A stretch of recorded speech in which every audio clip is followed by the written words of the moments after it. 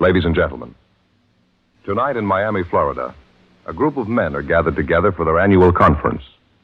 For their day-in, day-out service to the public, Dragnet honors the 58th annual conference of the International Association of Chiefs of Police. The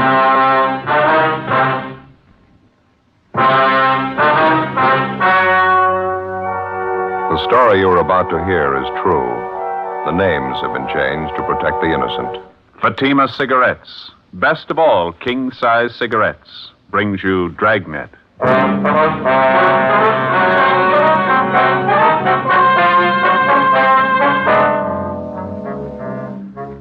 You're a detective sergeant. You're assigned to homicide detail. A wealthy retired businessman suddenly disappears. You've got two possibilities to work on: suspicion of suicide, suspicion of foul play. There's no lead to the man's whereabouts. Your job? Find him. The latest Fatima sales report shows thousands and thousands of king-size cigarette smokers are switching to Fatima. More and more smokers coast to coast are finding in Fatima the difference is quality. You see, Fatima contains the finest domestic and Turkish tobaccos superbly blended. And Fatima is extra mild, with a much different, much better flavor and aroma. You'll find Fatima gives you all the advantages of extra length, plus Fatima quality, which no other king-size cigarette has. Fatima, best of all king-size cigarettes. Definitely the best quality in its class, but the same price as the cigarette you're now smoking. Next time, insist on the best. Buy king-size Fatima in the distinctive golden yellow package.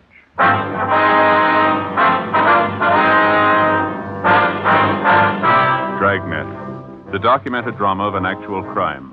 For the next 30 minutes, in cooperation with the Los Angeles Police Department, you will travel step by step on the side of the law through an actual case transcribed from official police files. From beginning to end, from crime to punishment, Dragnet is the story of your police force in action. It was Wednesday, February 6th. It was cold in Los Angeles. We were working the day watch out of homicide detail. My partner's Ben Romero. The boss is Thad Brown, chief of detectives. My name's Friday. I was on the way back from the record bureau, and it was 11:18 a.m. when I got to room 42. Homicide. Joe? Hi. She show up yet? Yeah, a couple of minutes ago. She's waiting for us now in the next room. Did you talk to her at all? No. Seems to be a nice enough woman. I don't know how much help she's going to be. Yeah.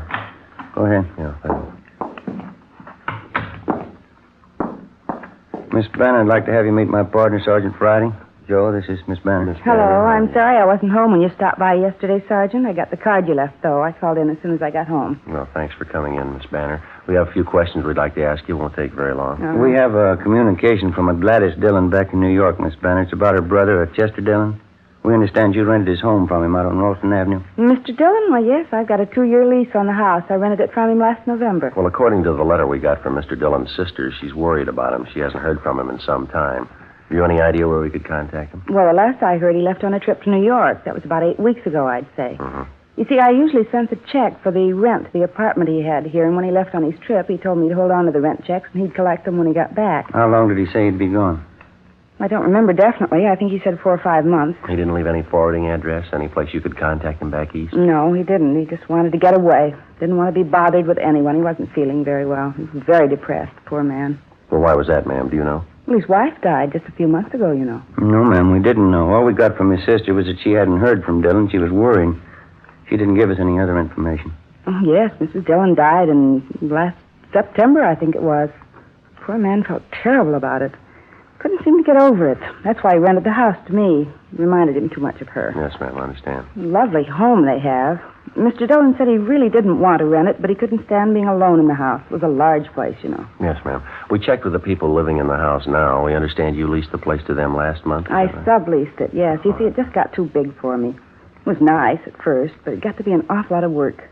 I rented it to this family and took a smaller house down the street. Would you happen to know any of Mr. Dillon's friends in the city, Miss Banner? Anyone we could contact who might know where we can locate him? No, I don't know. He didn't seem to have any friends. He and his wife had only been in the city a year before she died. He was retired, you know. Yes, ma'am. We talked to some of the neighbors out there. They couldn't tell us much about him. Maybe some of the people he did business with might know something. Have you tried the neighborhood bank out there? I know that's where Mr. Dillon had his account. No, ma'am, we haven't yet. Well, I can give you the bank's address. That's about all, though. That's the only contact you know of? I'm afraid so, yes. I didn't know much about Mr. Dillon's private affairs. Whenever I talked to him, it seemed the only thing he had on his mind was his wife's death. Just couldn't seem to get over it. Seemed like he didn't want to get over it. You mentioned that when you leased his home, Mr. Dillon took an apartment. Do you happen to have that address, Miss Banner? Well, I don't have it with me now, but I have it at home. I can call in and give it to you if you like. If you would, please. Certainly. Well, thank you very much, Miss Banner. You have our card. When you hear anything at all from Mr. Dillon, we'd appreciate it if you'd call us. And surely, I'll call you right away. You think something could have happened to him? Well, it's possible. We don't know. All we have is the letter from his sister. It does seem kind of strange, doesn't it? He wasn't feeling too well. I wondered why he hadn't contacted me about sending the rent money to him. He was such a nice man, Mr. Dillon. I certainly hope nothing's happened to him. Well, you say he was very depressed about his wife's death, ma'am. Would you say that it was getting to be a little abnormal with him, maybe? Well, I wouldn't know about that, Sergeant, but I do know he brooded about it all the time. He felt that he'd lost everything. Didn't seem to want to go on. Mm-hmm. Did he ever give an indication that maybe he might take his own life? I mean, all this brooding over his wife? Well, no, nothing definite. Just depressed and moody all the time. Oh, now that I remember it, the last time I saw him, he did say something kind of funny. Yes, ma'am. What was that? It was the day before he left. We were talking about the rent money, and I asked him if I couldn't send it to him. He got kind of a strange look on his face. Yeah. He said, where I'm going, I won't need the money. The day before we called on Lucille Banner for an interview, a letter had been received from a Miss Gladys Dillon in Elmira, New York. Her request was routine. It was one of thousands of similar letters received every year by police departments all over the country. Each one of them has to be worked out to the satisfaction of all parties concerned, the person who's reported missing and the person looking for them. It's an enormous job requiring thousands of man-hours annually. Like the dozens of other investigations handled by the police officer, some of them end happily, some of them in tragedy. Whatever the result, the finding of a lost person is just as important a function of your local police department as any other investigation. Gladys Dillon hadn't heard from her brother recently. She was worried about him. She asked us to investigate. Our initial interview with Lucille Banner, the woman who'd rented Chester Dillon's home, failed to yield much of a lead as to his whereabouts. The only source of additional information she could offer was the neighborhood bank where Dillon had his account. 1 o'clock that afternoon, Ben and I drove out to interview the manager of the bank, a Mr. Harrison. Yes, that's right. Mr. Dillon's had his account with us ever since he came to Los Angeles. I know him quite well. Is there something you'd like to know about him? Yes, sir, there is. We had a request from his sister in New York. She'd like to locate him. Well, I'm pretty sure his account's still open here. Matter of fact, I'm positive it is. This moment, I'll have one of the clerks get his file. All right, thank you, Mr. Harrison. That reminds me, I almost forgot. Yeah, what's that? I got to get to the bank tomorrow for sure. Payment on my car's a day past due already. Only got 2 payments left. You're doing fine. I got another 8 months to go. Not so fine. 2 more payments to go, and now the wife wants a new one. Never fails. Yeah. Here we are, Sergeant, just as I thought. Mr. Dillon's account is still open. Uh-huh. Have there been any recent deposits or withdrawals on the account? Let's have a look here. Uh-huh.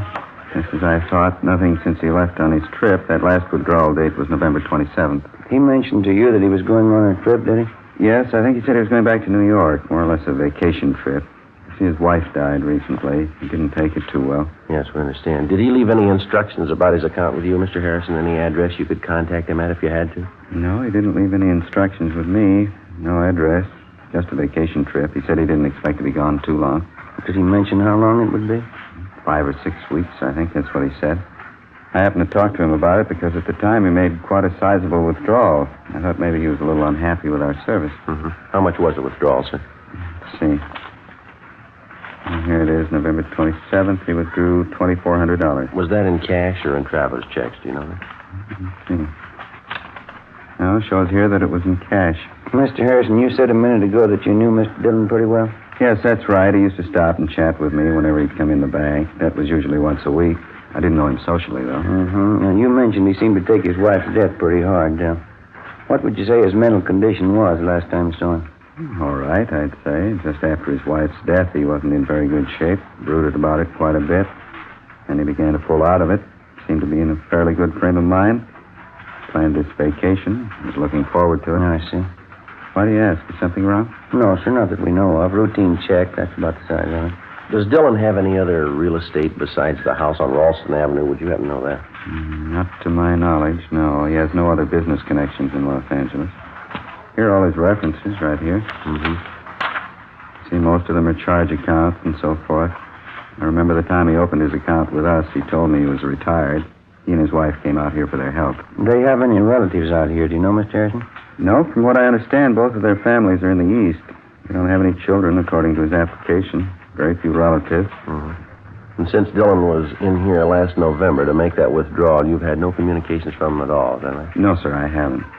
What seems to be the trouble? Do you have an idea something might be wrong? Nothing definite, no, sir. We'd been told about his feeling depressed over his wife's death, and there was some indication he might possibly have done away with himself. After what you've told us, it doesn't seem too likely. I don't know. I wouldn't like to commit myself. As I say, he did seem to be getting over it. I didn't know him that well, though. It might be entirely possible. He was devoted to Mrs. Dillon. Maybe he could have taken his own life. I don't know. Well, it leaves a big question to answer, doesn't it? What's that? Why do you need the $2,400 to do it? 1:25 p.m. We continued interviewing the bank manager, Mr. Harrison, but he was unable to come up with any further leads. Before we left the bank, he gave us a complete list of all of Chester Dillon's references. We gave him our card, and he told us he would pass along immediately any information he might get on the whereabouts of Mr. Dillon. 1:45. We went back to the office where we got a call from Lucille Banner. She gave us Dillon's last known address, and we drove out to check it. It was an apartment court in the Pico Crenshaw area. We talked to the manager, and she told us that Dillon had moved out 3 months before, on November 22nd. He told her that he was moving in with a close friend of his, and he gave her his forwarding address. It turned out to be a single-story frame cottage located in one of the older residential districts of the city. The name on the mailbox read Raymond L. Schaefer. We rang the bell, and a man who identified himself as Raymond Schaefer ushered us into a small living room. He told us that he was from the same town in the east that the Dillons came from, and that he was a longtime friend of theirs. No, I haven't seen Chester for months. Last November, I think it was. That was the last time I saw him. You say at that time Dillon was living in the apartment down in the Crenshaw area, Mr. Schaefer. Yeah, that's right. You mean he never came here to live with you? No, it's just like I told you before. He talked about moving in here with me, but he never did. I haven't any idea where he is. Well, he gave your name here as a forwarding address, Schaefer. Have you been getting his mail? Yeah, matter of fact, I have. He told me he was going to do that. Never came to pick it up, though. Seemed funny to me. You're still getting his mail here, is that right? Yeah, it's still coming. Not much of it. Maybe a letter a week.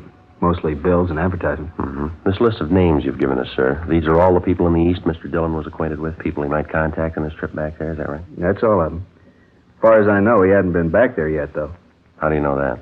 I got a letter from my sister Gert a couple of days ago. If Chester was in town, Gert would have known about it.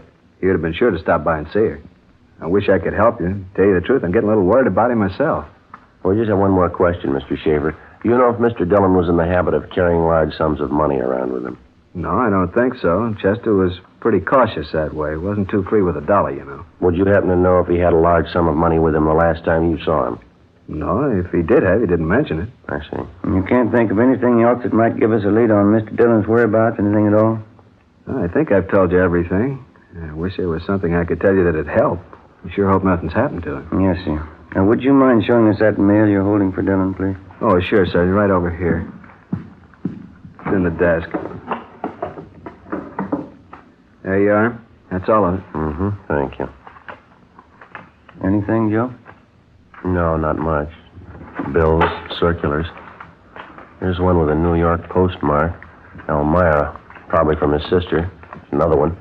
Only 3 days old. From the Union Department Store. A couple more earlier dates on it. That's about it. Yeah, I'll copy down the return addresses on it. Fine. Okay. Mr. Schaefer. Yeah? This suitcase by the desk here, initials on it. CLD. Yeah? CLD. Is that your bag, Schaefer? Oh, no, I forgot to tell you. Chester left that here one day. Hmm? How was that? Well, that was one day just before he was going to leave on his vacation. He brought it over here and said he'd like to leave it with me. Forgot to mention it to you. Mm-hmm. Did you bring anything else with him? Yeah, he brought another suitcase with him, just like this one. I got it in the other room.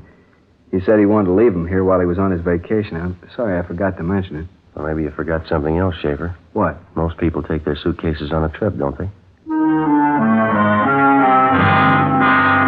2:30 p.m. We continued questioning Raymond Schaefer. We opened the 2 suitcases labeled with the initials of Chester Dillon and found an assortment of personal items which Schaefer told us belonged to Dillon and his late wife. Small pictures, cigarette boxes, books, similar articles, which apparently would not be taken on a vacation trip. None of them were of any great value. After we left Schaefer's home, we checked him through R&I and found he had no criminal record. We checked further with friends and acquaintances of both men and found nothing to indicate that Schaefer was in any way involved in the disappearance of Chester Dillon. 3:30 p.m. We called the office and found that there'd been no answers so far to the broadcast and missing persons bulletins that we'd gotten out on Dillon. We started checking the references given us by the bank. First was the Union Department Store. It was located on Main Street in the south end of town. We checked with the credit department to see what information we could get from them.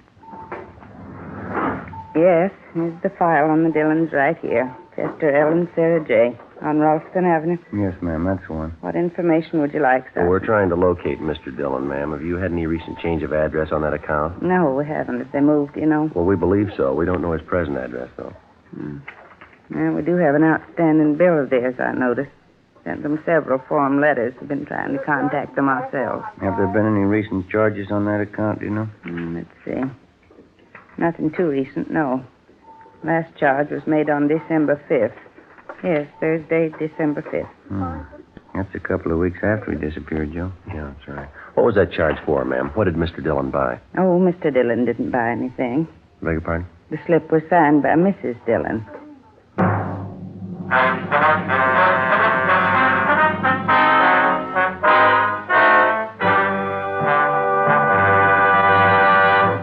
You are listening to Dragnet, authentic stories of your police force in action.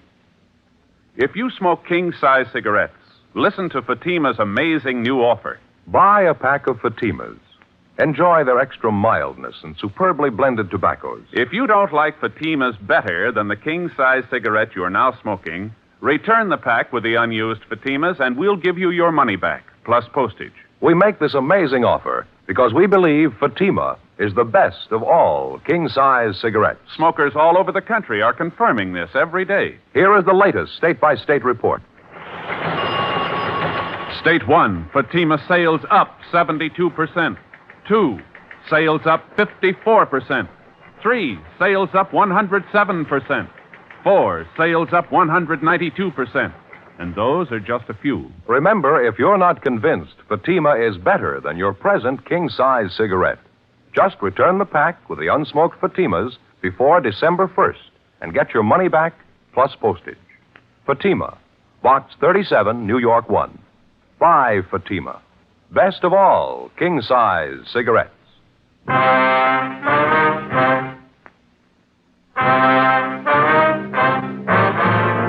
4:15 p.m., Thursday, February 7th. As soon as the clerk in the credit department at the Union Department Store showed us the sales slip with the late Mrs. Sarah Dillon's signature on it, we had the date on the sales slip double-checked immediately. The date as shown on the slip was correct beyond any doubt, December 5th. That was a little more than 2.5 months after Sarah Dillon had died. Who the person was who forged her signature or why they'd forged it, we had no idea. The amount of the charge purchase as shown on the sales slip was for $418, all of it for women's clothing. We attempted to check with the salesgirl who handled the purchase, a Laura Van Kirk, but we were told it was her day off. We called her home. They told us that she was gone for the day and couldn't be located. They said she'd be at work the following morning.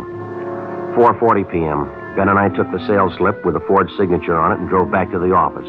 We went directly to forgery detail, briefed them on our findings, and gave them the sales slip. Then we drove back to the home of the Dillons' friend, Raymond Schaefer, and checked through the 2 suitcases there. We came up with a small photo of Mrs. Dillon along with exemplars of her handwriting as well as her husband's, which we found in an autograph album in one of the suitcases. The handwriting samples were checked against the signature on the sales slip, but neither of them matched. The work of compiling a list of all known female forgery suspects was begun immediately. The following morning, Ben and I went back to the Union Department Store where we interviewed the salesgirl, Laura Van Kirk, who'd handled the purchase. Yes, I remember making the sale, officer. I'm not too sure about the woman who bought the things, though. I mean, what she looked like. Well, could you try to describe her for us, Miss Van Kirk, just as well as you can remember? She had light brown hair, I'm pretty sure of that. Not too old, maybe in her late 30s, early 40s. She was a plain-looking woman, 5'5" or 6", thin as I remember her. She wore glasses, I remember that, too. I see. You got that picture of Miss Dillon there, Ben? Oh, yeah. Yeah, here you are. Would you take a look at this picture, miss? Now, does that look like the woman you waited on? No, that's not her. The woman I waited on was much younger. She had light brown hair, too, not gray. Thin face, I think. And she wore glasses, I'm sure of that. Do you remember if there was a man with her, Miss Van Kirk, or was she alone? No, she was alone. Now that I remember, there was something very different about the glasses she wore. I don't know if that's important or not. What about her glasses? They were horn-rimmed, as I remember, very light color. And there was some metalwork along the top edge of the frame. Very smart-looking. Gold metal all along the top. Light brown hair, slight build, thin face, late 30s or early 40s. Wore light horn-rimmed glasses and gold metal on the frame. Yes, that's right. Check me if I'm wrong, Joe. That description sound familiar? Just what I was thinking. Horn-rimmed glasses, metal work on them. The woman who came to see us at the office? Yeah, you got it. Lucille Banner. Ben and I went back to the office and had Lucille Banner checked through R&I. She had no criminal record. Then we drove to the home on Ralston Avenue, which Chester Dillon had leased to Lucille Banner, and which she in turn had sublet. We obtained a copy of the lease which the Banner woman had with the current tenants and which bore her signature. We brought the copy of the lease downtown, gave it to Don Meyer in handwriting, and asked him to compare Lucille Banner's signature with the signature on the sales slip that we'd obtained from the Union Department Store. 15 minutes later, he called us at the office with the results. Yeah, Don. That's so. You're right. Thanks a lot. What'd he get? Says there's no question in his mind. Yeah. Both signatures match perfectly. What the reason was behind Lucille Banner's forging the signature of Mrs. Dillon on the sales slip, we didn't know. Whether or not it had any connection with the disappearance of Chester Dillon, we didn't know. As soon as we got the handwriting report from Don Meyer, Ben and I left the office immediately and drove to the bungalow which the Banner woman was renting on Ralston Avenue. It was a block down the street from the Dillon house. Lucille Banner wasn't at home, but a neighborhood gardener trimming the lawn in front of her house told us that she was expected back shortly. The gardener, who identified himself only as Julio, volunteered that he also did gardening work for Miss Banner when she occupied the Dillon home. He'd also worked for the Dillons when they lived in the house. He told us he liked the Dillons quite a bit, but that he didn't have much use for Miss Banner. He seemed to be up on all the news in the neighborhood. He trimmed the hedges of the lawn with hand shears as we talked to him. Can you tell us anything about Mr. Dillon and Miss Banner, Julio? How'd they seem to get along, you know? They get along all right, I guess. When I worked at the big house down there for Miss Banner, that's before she moved, I would see Mr. Dillon there. He would be at the house maybe once, 2 times a week. Miss Banner would ask him to come over cook dinner for him. Miss Banner likes him, I think. Mr. Dillon, I don't know about him. He wasn't feeling so good. Still thinking about his wife. Here, I finish up this clipping now. There, all done. You mentioned you don't like Miss Banner very much, Julio. Why is that? She ever give you a reason not to like her? She's a little crazy, I think. Funny woman. When I used to work at the big house for her in the garden, she would watch me all the time, follow me all around, tell me to do all kind of crazy jobs. She give me good pay, though, so I do them. And how do you mean, Julio? What kind of crazy job? The compost box for fertilizer, you know. She wanted me to build one for her in the backyard. That was down the street at the Dillon house. Crazy woman. She wanted me to build a compost box in the greenhouse. Have a special place marked for her. Who ever heard of that? To build a compost box inside a greenhouse. Crazy. Well, did you build it for her? Yes, but not inside the greenhouse. I built it outside, right next door to the greenhouse. When she come outside, she'd go crazy almost. Call me names. Crazy. She made me tear it up. Then she made me build it inside the greenhouse, right on the place she had marked for it. Sounds queer, doesn't it? Yeah, it does. When did all this happen, Julio? Do you remember? When you built the compost box, I mean. A couple of months ago about that. It was just after Mr. Dillon went away. I tried to tell Miss Banner, who ever heard of a compost box in a greenhouse? She wouldn't listen. She had to have it built in a certain place, right in the greenhouse, a little piece of ground in there. The box had to go right on top of it. You figure she acted pretty strange about it, do you? You think she had something there, little piece of ground. You think she had something to hide. 1:15 p.m. Lucille Banner returned home, and Ben and I went inside the house with her, where we questioned her in the living room. Outside in the front yard, the gardener, Julio, continued working on the lawn. Lucille Banner was calm and composed. We questioned her about the forged signature on the sales slip. She would admit nothing. The whole thing's too silly to even comment on. I don't know what you're talking about, Sergeant. We think you do, Miss Banner. Our handwriting man's checked the 2 signatures, one on the sales slip and one on the lease. They both match. They were written by the same person. There's no doubt about it. Been checked thoroughly. Now, what about it, Miss Banner? There's no way out of it. You ought to know that. I'll deny it. That's all. I'll keep on denying it. I wasn't in that store and I didn't forge any signatures. Why would I do a thing like that? What kind of a woman do you think I am? Well, all we know are the facts, ma'am. Now, why don't you give us a straight story? It's going to save time and trouble for everybody concerned. You've heard everything I've got to say. This thing's ridiculous. It's stupid. I'm not answering any more questions. You want to get your hat and coat, Miss Banner? Afraid you'll have to come downtown with us. What good's that going to do? I'll just keep on denying it. You can't make me say I did a thing like that. You want to get your coat, please? It's right here. All right. Yes, ma'am. Car's right out in front.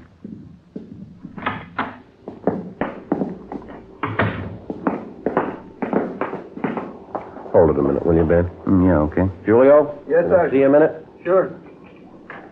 Hello, Miss Banner. Julio? Favor I'd like to ask of you, Julio. You got a couple of minutes to spare? Yeah, you want something? We want to take a look in the backyard of the house down the street. Mr. Dillon's house. I'd like to have you come along with us, Julio. Won't take very long. Sure, okay, I'll come along. And bring a shovel along, will you, Julio? I'd like to check something. Yeah, okay, I bring one. Fine. All right, Miss Banner. What's this about? What are you trying to do? Something we want to check in the Dillon's backyard. It won't take long. What would it have to do with me? I don't have anything to do with that house. I don't even live there anymore. You realize that, don't you? Yes, ma'am, we realize it. I'll call my lawyer. I'll call him as soon as I get to a phone. Yes, ma'am. Julio? Back this way, Sergeant. Through the gate. What are you trying to do to me? You know I don't live here anymore. I don't even have anything to do with this place. You did live here, ma'am. You lived here when Mr. Dillon disappeared, isn't that right? What are you trying to say? You've got no business on this property. You've got no business here at all. Yes, ma'am, we have. What? Did you kill Chester Dillon? Did you kill him? Miss Banner?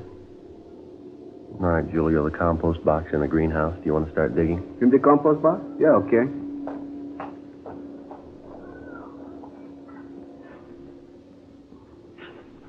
He was an old man. So old he was sick. Ma'am? He didn't want to live anymore. He didn't have any reason for living. Why shouldn't he give me the house? Why shouldn't I have his money? I was nice to him. I cooked for him.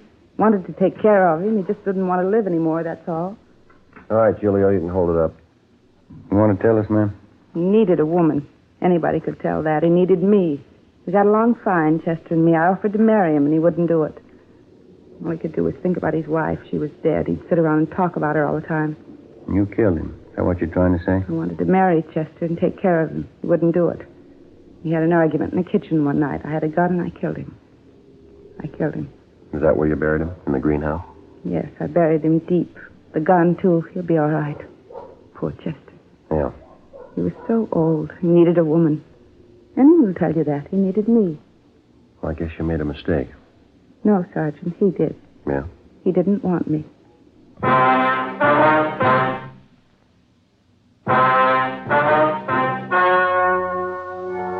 The story you have just heard was true. The names were changed to protect the innocent. On June 2nd, trial was held in Superior Court, Department 86, City and County of Los Angeles, State of California. In a moment, the results of that trial. And now here is our star, Jack Webb. Thank you. Friends, during the past couple of years, we've had many talks with law enforcement agencies and received hundreds of letters from police officers all over the country. We're especially pleased to know that so many of these men feel as we do, that Fatima is the best of all king-size cigarettes. As a matter of fact, our sales reports prove beyond a doubt that more and more smokers everywhere are switching to Fatima. When you buy your first pack, you'll understand why. You'll enjoy Fatima's extra mildness, their much better flavor and aroma. Next time, look for the golden yellow package and ask for Fatima. Best of all, king-size cigarettes.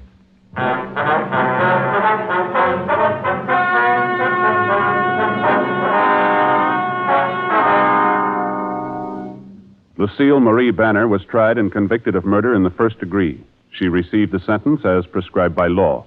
She is now serving a life term in the state penitentiary for women, Tehachapi, California.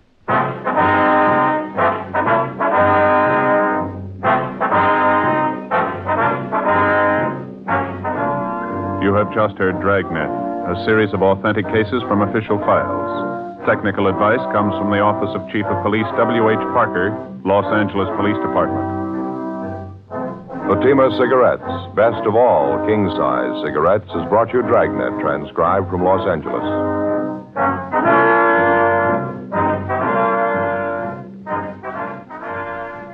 Stay tuned for Counter Spy next on NBC.